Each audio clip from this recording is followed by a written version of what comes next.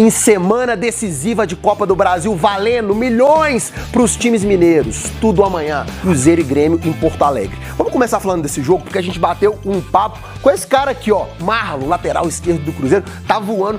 E eu vou te falar, se você olhar bem, é a cara de um cantor sertanejo. Inclusive, também joga cartola e tá indo muito bem, obrigado.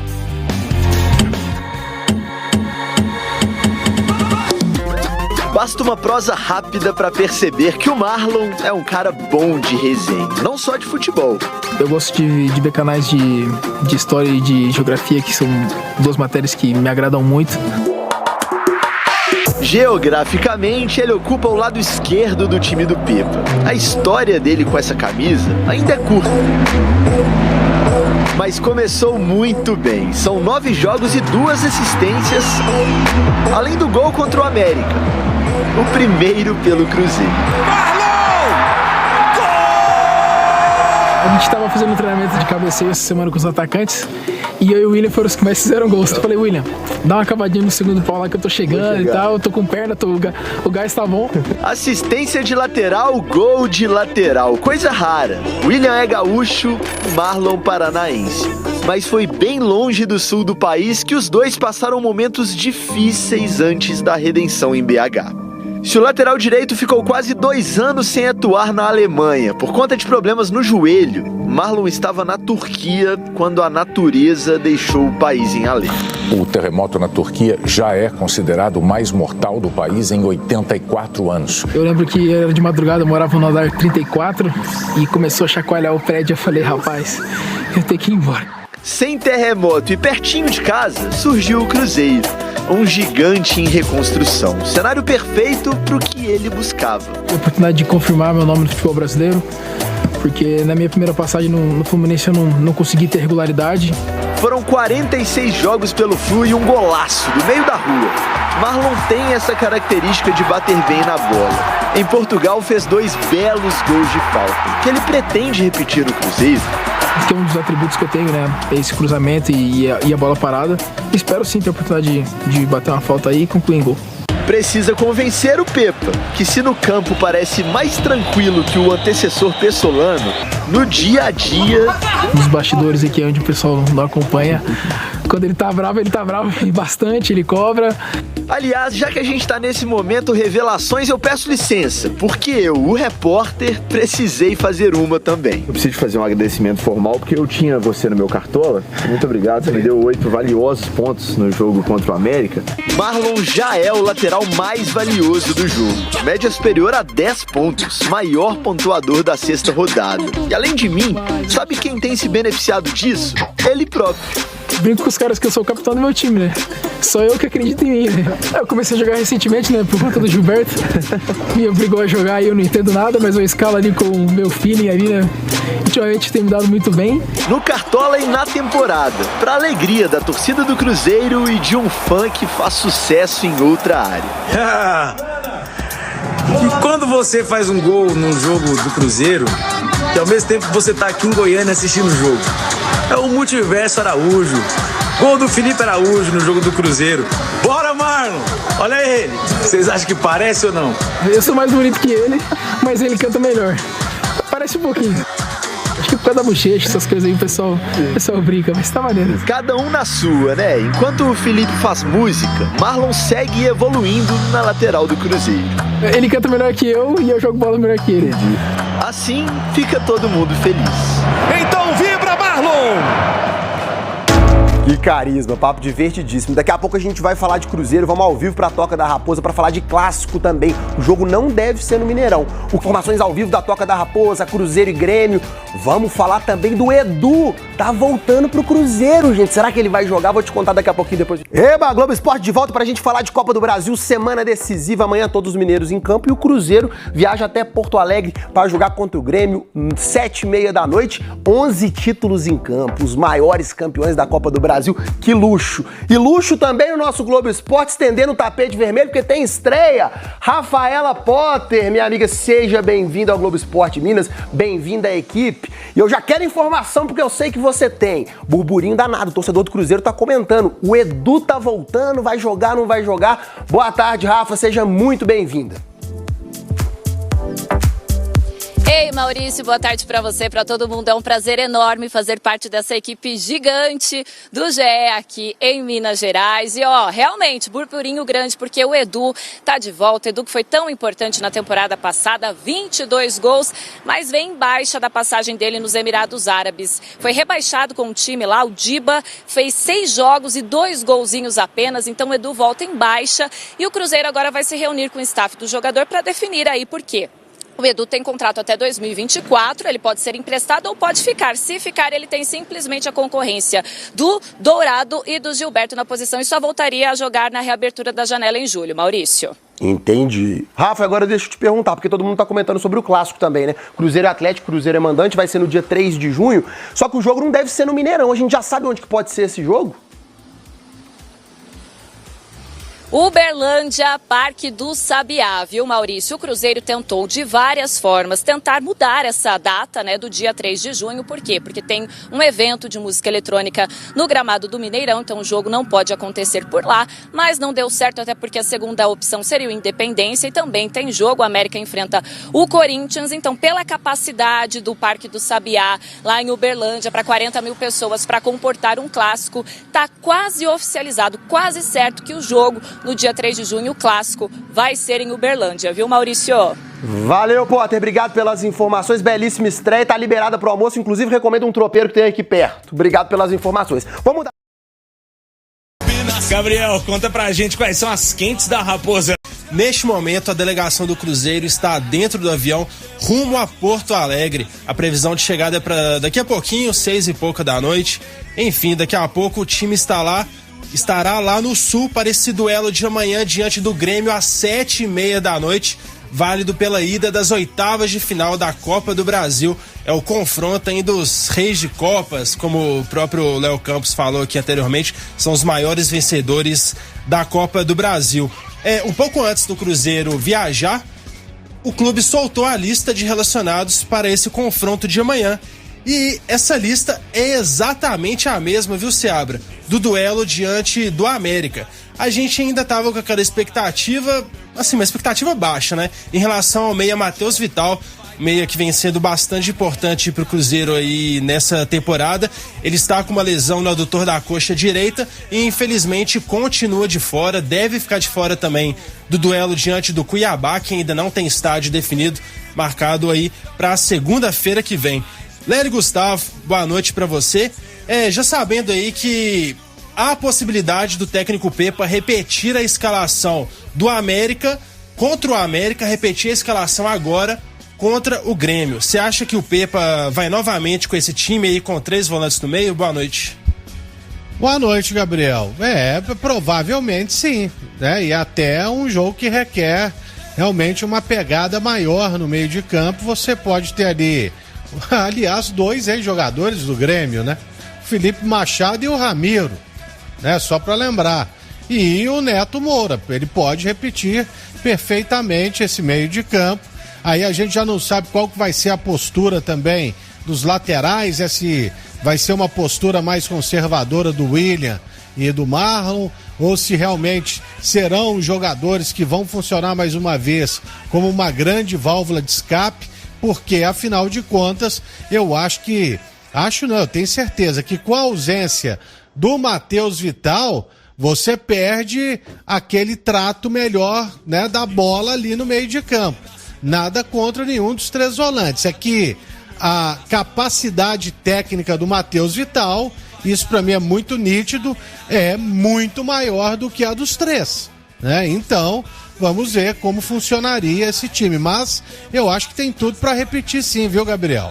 Pois é, viu, Lélio? Seabra, pra mim a minha maior dúvida é com relação ao centroavante. Contra o América, o técnico Pepa resolveu deixar o Gilberto, que a princípio é o considerado titular no banco, deixou o Henrique Dourado como titular. Henrique Dourado fez o gol ali ainda no primeiro tempo, depois o Gilberto entrou no segundo tempo, fez os 2 últimos gols da goleada por 4-0 sobre o América. E aí, mantém Henrique Dourado, volta com o Gilberto, o que você acha que é o melhor? Olha, Gabriel, eu não entendi muito bem essa entrada do Dourado, né? Na hora da transmissão, até falei isso lá, falei, Ou é uma premiação pelo que ele fez, estranho, né? Fica parecendo que o cara fez uma lambança lá no jogo com o Fluminense, a questão do pênalti, com o Bruno Rodrigues e tal. Ele foi lá e fez gol. Ou então teve uma conversa bem azeitada ali no vestiário, né? No balneário, né? Do Pepa. Mas eu acho que realmente teve essa conversa, todo mundo se ajeitou, o Pepa resolveu dar uma chance aí pro Dourado. Agora, pra mim, é a única dúvida também. Eu não vejo muita mudança nesse time. O Cruzeiro jogou bem contra o América, né? O Cruzeiro jogou bem aquele jogo, encontrou uma facilidade, em cima dessa facilidade, em cima das deficiências do América, soube jogar. Então o time tá bem certinho. Eu não vejo muito o que mudar. A única dúvida pra mim realmente hoje. Aliás, tem outra dúvida também no time. Ele entrou com o Wesley. O Wesley não jogou absolutamente nada, destoou completamente do time. Será que ele vai manter o Wesley? Será que ele vai botar o Nicão? Será que o Daniel Júnior entra? Será que ele vai reforçar o meio de campo com outro? Ele colocou até o Stênio contra o América. O Stênio entrou muito bem, inclusive. Pra mim, tem essas duas dúvidas aí. Se ele vai manter o Dourado ou se volta o Gilberto e quem vai jogar ali. Porque o Wesley, pra mim, não deu, não. Mas aí a gente teria que conversar com o Pepa. Você sabe que tem hora que a gente também não entende, né? Como que esse cara é titular? Aí o técnico acha que ele é sensacional. Por quê? Porque ele pode ter um papel tático importante. Bom, quem tava lá no Independência era você domingo, né, Seabra? Era. Pois é, de repente, você viu ele fazendo um papel eu vou inibir aqui o lateral esquerdo do América e tal, vou correr pra Chuchu. Pode ser que isso aí seja um ponto favorável, mas eu também concordo. Pra mim, o Wesley não seria o titular, não. Agora, um azar tremendo também desse Rafael Bilu, né? Era a hora dele, né? Era a hora dele. Agora eu vou te falar, viu, Olé? No caso do Wesley, eu não vi ele fazer nem uma coisa nem outra, viu? Ele nem segurou marcação do América, nem incomodou pelo lado. E quando tava com a bola também, vou te falar, ele tropeçou na bola umas 3 vezes. Eu até comentei isso, pra mim é falta de confiança. O cara, quando pega a bola e tenta alguma coisa, não sabe o que faz, tropeça na bola. O Léo falou assim, gente, a perna direita do Wesley tem que conversar com a perna esquerda, senão não vai dar. É o Nicão nos últimos jogos, tava assim também. E o Léo fez um comentário pertinente aí a respeito do Wesley, desse poder tático dele. Vamos relembrar aí, por exemplo, até o Rafael Bilu, que agora teve uma grave lesão no tendão de Aquiles, provavelmente está fora dessa temporada. Rafael Bilu com o Pessolano no começo da temporada, ele tinha um papel tático diferente também no Cruzeiro, que era um pouco mais defensivo. A torcida até criticava, o Rafael Bilu não consegue chegar no ataque direito, parece que é lateral esquerdo. Esse era o papel que o Pessolano dava ali pra ele. Só recapitulando aqui então pra torcida do Cruzeiro, se o Pepa realmente repetir essa escalação do jogo contra o América, teremos aí então Rafael Cabral no gol, William na lateral direita, na zaga Oliveira, Luciano Castan e Marlon na lateral esquerda, e aí o meio com Felipe Machado, Ramiro e Neto Moura, e o ataque com Wesley, Bruno Rodrigues, e aí fica aí a maior dúvida talvez, que seria Gilberto e Henrique Dourado. E hoje, viu, Seabra, o técnico Renato Gaúcho do Grêmio, que conhece bastante aí o Cruzeiro, já se enfrentaram diversas vezes, ele deu, vamos dizer assim, uma cutucada no time. Vou abrir as aspas aqui pra ele, dessa coletiva de imprensa hoje. Abre aspas, a gente conhece muito bem a equipe do Cruzeiro, já os enfrentamos independentemente do momento da equipe do Cruzeiro e do Grêmio há alguns dias, e o jogo foi duro de ambos os lados. Aí nós tomamos o gol espírita que eles acharam. Fecha aspas. Você acha que aquele gol lá do Bruno Rodrigues foi espírita? O Cruzeiro não mereceu ganhar aquele jogo, Seabra? Não, mereceu sim.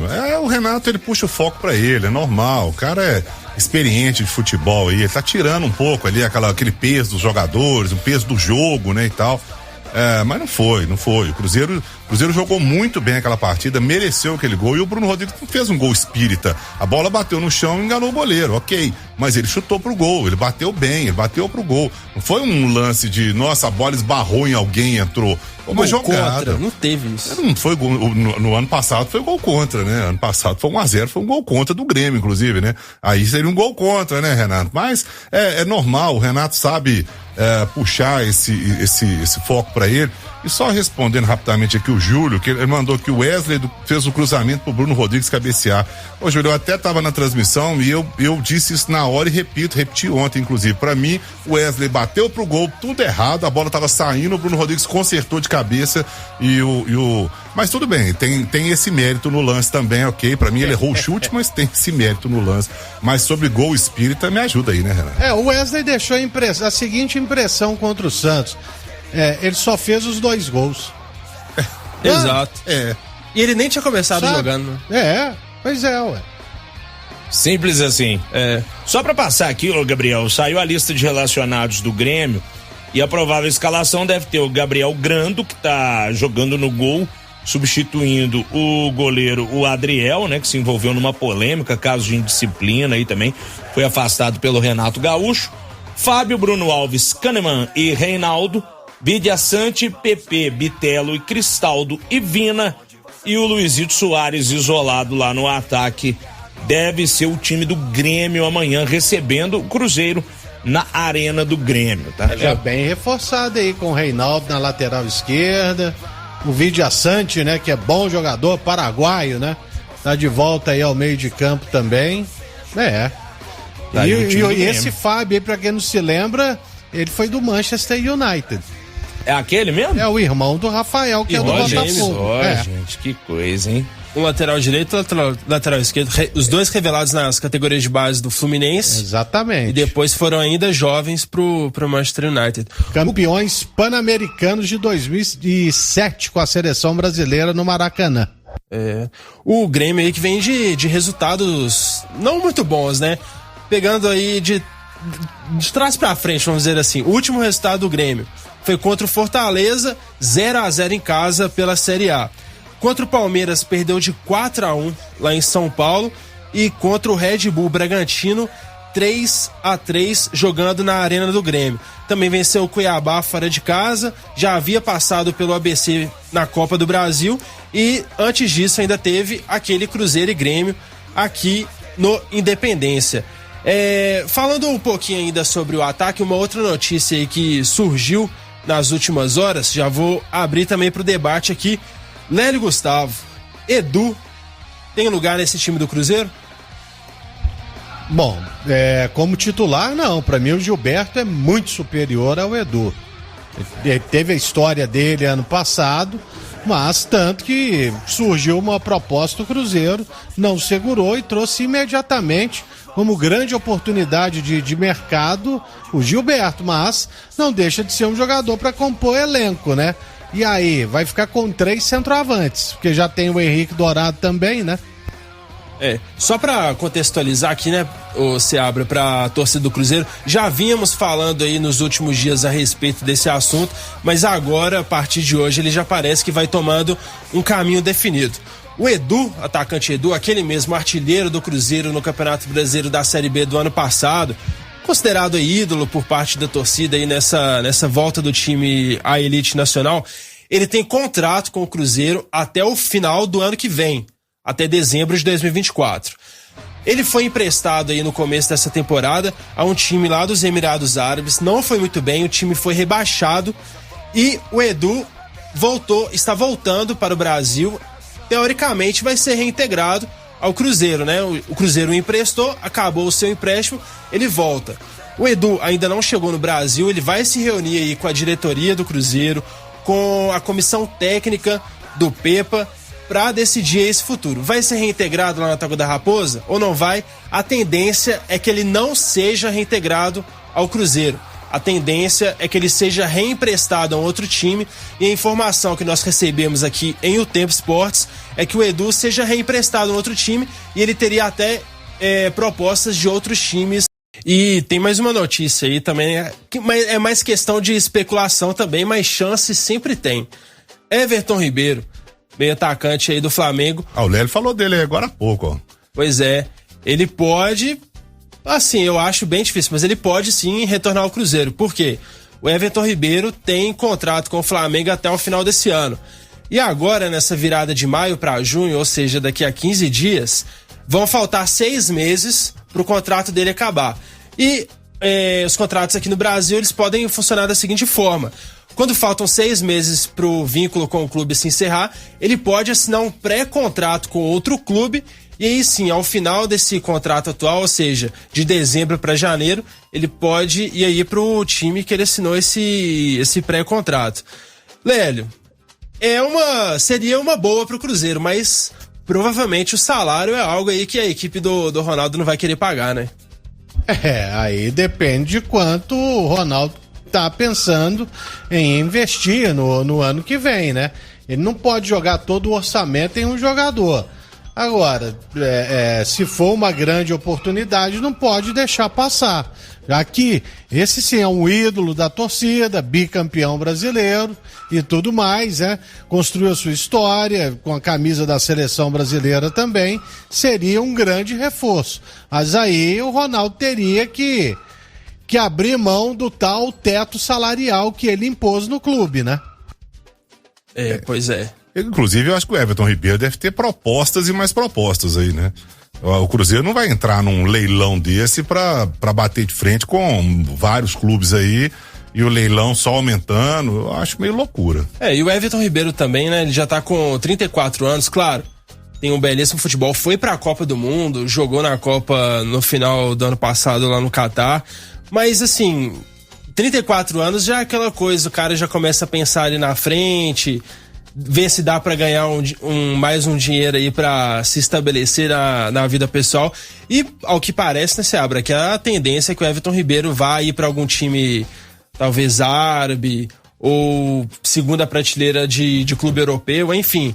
É algo que ficamos na expectativa, mas a tendência é que seu retorno ao Cruzeiro esteja bem distante. Mas, Gabriel, deixa eu te falar, jogador com a característica do Everton Ribeiro, eu acho que ele tá muito distante de pensar até já nesse aí, ganhar uma grana, jogar ali na Arábia. Bom, primeiro que ele tava fora do país antes de voltar pro Flamengo, né? E lá no Flamengo ele é um dos maiores salários, cara, é mais de R$1 milhão por mês. Sabe, é um jogador que se cuida e hoje o futebol brasileiro realmente tem deixado aí grandes respostas. Eu acho que o Everton Ribeiro não é dessa turma aí, não. Um outro que também parece que já pode assinar pré-contrato com qualquer clube, aqui do Brasil, o Bruno Henrique, tá na mesma situação a partir de julho. Jogadoraço, né? Vamos ver como é que ele tá voltando. Sim, agora, lesão, né? Contra o Bahia teve em campo e tudo, mas não sei, vai demorar um pouco pra se recuperar, mas o Flamengo deve querer a permanência dele lá, né? Mas segundo a imprensa carioca, que o Flamengo ainda não procurou os jogadores aí pra renovar esse vínculo. Pode ser que o clube carioca esteja pensando aí numa reformulação do elenco, porque esse já é um elenco já que tá jogando bastante tempo junto, foi multicampeão em 2019, conquistou outros títulos de lá pra cá. Enfim, são cenas para os próximos capítulos. Uma última informação aqui, continuam à venda os ingressos para o jogo de amanhã entre Cruzeiro e Grêmio, lá na Arena do Grêmio, em Porto Alegre. Os ingressos para a torcida visitante custam R$90 a inteira, R$45 a meia. O site aí para quem quiser comparecer esse jogo da Copa do Brasil é arenapoa.eleventickets.com, Rafa. O Cruzeiro renovou o contrato com o atacante Juan Índio, de apenas 16 anos. Ele que é um dos destaques aí da base do Cruzeiro, compõe atualmente o time Sub-17, recentemente fez 3 gols em cima do Atlético pela Copa do Brasil. O Juan Índio, ele já tinha assinado seu primeiro contrato profissional até o ano de 2026. Agora o Cruzeiro reformulou esse contrato, por quê? Para não perder a joia para outro clube, como aconteceu no caso do Vitor Roque. Aumenta a multa rescisória e fica mais difícil dessa joia do Cruzeiro sair do time, Rafa. Tá certo, Gabriel.